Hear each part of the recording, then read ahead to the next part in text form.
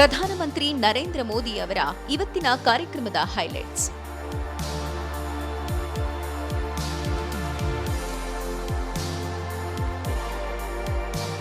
ಪ್ರಧಾನಮಂತ್ರಿ ನರೇಂದ್ರ ಮೋದಿ ಮತ್ತು ಮಾರಿಷಸ್ನ ಪ್ರಧಾನಿ ಶ್ರೀ ಪ್ರವೀಣ್ ಜುಗ್ನೌತ್ ಅವರು ವಿಡಿಯೋ ಕಾನ್ಫರೆನ್ಸ್ ಮೂಲಕ ಏರ್ ಸ್ಟ್ರಿಪ್ ಮತ್ತು ಸೇಂಟ್ ಜೇಮ್ಸ್ ಜೆಟ್ಟಿಯನ್ನ ಜಂಟಿಯಾಗಿ ಉದ್ಘಾಟಿಸಿದರು. ಮಾರಿಷಸ್ನ ಅಗಾನೆಗಾ ದ್ವೀಪದಲ್ಲಿ 6 ಸಮುದಾಯ ಅಭಿವೃದ್ಧಿ ಯೋಜನೆಗಳಿಗೆ ಹಸಿರು ನಿಶಾನೆ ತೋರಿಸಿದ್ರು. ಈ ಉದ್ಘಾಟನೆಯು ಭಾರತ ಮತ್ತು ಮಾರಿಷಸ್ ನಡುವಿನ ಸಂಬಂಧಕ್ಕೆ ಇದು ಸಾಕ್ಷಿಯಾಗಿದೆ. ಫೆಬ್ರವರಿ 12, 2024ರಂದು ಉಭಯ ನಾಯಕರು ಮಾರಿಷಸ್ನಲ್ಲಿ ಯುಪಿಐ ಮತ್ತು ರುಪೇ ಕಾರ್ಡ್ ಸೇವೆಗಳನ್ನು ಇತ್ತೀಚೆಗೆ ಆರಂಭಿಸಿದ ಬೆನ್ನಲ್ಲೇ ಈ ಯೋಜನೆಗಳನ್ನು ಉದ್ಘಾಟಿಸಲಾಗಿದೆ. ये भारत और मॉरिशस के बीच वाइब्रेंट, मजबूत और यूनिक पार्टनरशिप का प्रमाण है.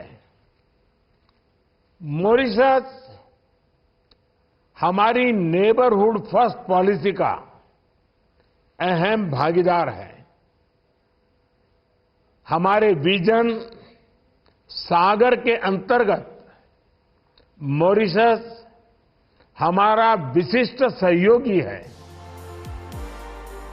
ನಂತರ ಮೋದಿ ವಿಡಿಯೋ ಕಾನ್ಫರೆನ್ಸ್ ಮೂಲಕ ವಿಕಸಿತ ಭಾರತ ವಿಕಸಿತ ಮಧ್ಯಪ್ರದೇಶ ಕಾರ್ಯಕ್ರಮವನ್ನು ಉದ್ದೇಶಿಸಿ ಮಾತನಾಡಿದ್ದಾರೆ. ಕಾರ್ಯಕ್ರಮದಲ್ಲಿ ಮೋದಿ ಮಧ್ಯಪ್ರದೇಶದಾದ್ಯಂತ ಸುಮಾರು 17,000 ಕೋಟಿ ರೂಪಾಯಿ ವಿವಿಧ ಅಭಿವೃದ್ಧಿ ಯೋಜನೆಗಳಿಗೆ ಶಂಕುಸ್ಥಾಪನೆ ನೆರವೇರಿಸಿದ್ರು. ನೀರಾವರಿ, ವಿದ್ಯುತ್, ರಸ್ತೆ, ರೈಲು, ನೀರು ಸರಬರಾಜು, ಕಲ್ಲಿದ್ದಲು, ಕೈಗಾರಿಕೆ ಮತ್ತು ಸೈಬರ್ ತೆಹಸಿಲ್ ಯೋಜನೆಗೆ ಸೇರಿ ಹಲವಾರು ಯೋಜನೆಗೆ ಚಾಲನೆಯನ್ನ ನೀಡಿದ್ರು. ಪ್ರಧಾನಿ ಮೋದಿಯವರು ಮಧ್ಯಪ್ರದೇಶದ ದಿಂಡೂರಿಯಲ್ಲಿ ಸಂಭವಿಸಿದ ರಸ್ತೆ ಅಪಘಾತದಲ್ಲಿ ಸಂಭವಿಸಿದ ಜೀವಹಾನಿಗಳಿಗೆ ಸಂತಾಪ ವ್ಯಕ್ತಪಡಿಸಿ ಪರಿಹಾರವನ್ನ ಘೋಷಣೆ ಮಾಡಿದ್ದಾರೆ. ಗಾಯಗೊಂಡವರು ಶೀಘ್ರವಾಗಿ ಗುಣಮುಖರಾಗಲಿ ಎಂದು ಹಾರೈಸಿದ್ರು. ಇನ್ನು ಅಪಘಾತದಲ್ಲಿ ಮೃತಪಟ್ಟವರಿಗೆ ಪರಿಹಾರವನ್ನ ಘೋಷಿಸಿದ್ದಾರೆ. ಎಕ್ಸ್ ಗ್ರೇಷಿಯಾ PMNRFನಿಂದ 2 ಲಕ್ಷ ರೂಪಾಯಿಗಳನ್ನ ಮೃತಪಟ್ಟವರಿಗೆ ಮತ್ತು ಗಾಯಗೊಂಡವರಿಗೆ 50,000ವನ್ನ ಘೋಷಿಸಿದ್ದಾರೆ. ಮೋದಿ ಮಾಜಿ ಪ್ರಧಾನಿ ಶ್ರೀ ಮೊರಾರ್ಜಿ ದೇಸಾಯಿರವರ ಜನ್ಮದಿನದಂದು ಅವರಿಗೆ ಗೌರವ ಸಲ್ಲಿಸಿದ್ದಾರೆ. ಹಿಂದಿನ ಮನ್ ಕಿ ಬಾತ್ ಸಂಚಿಕೆಯಲ್ಲಿ ಮೊರಾರ್ಜಿ ದೇಸಾಯಿ ಬಗ್ಗೆ ತಾವು ಆಡಿರುವ ಮಾತುಗಳನ್ನು ಹಂಚಿಕೊಂಡಿದ್ದಾರೆ.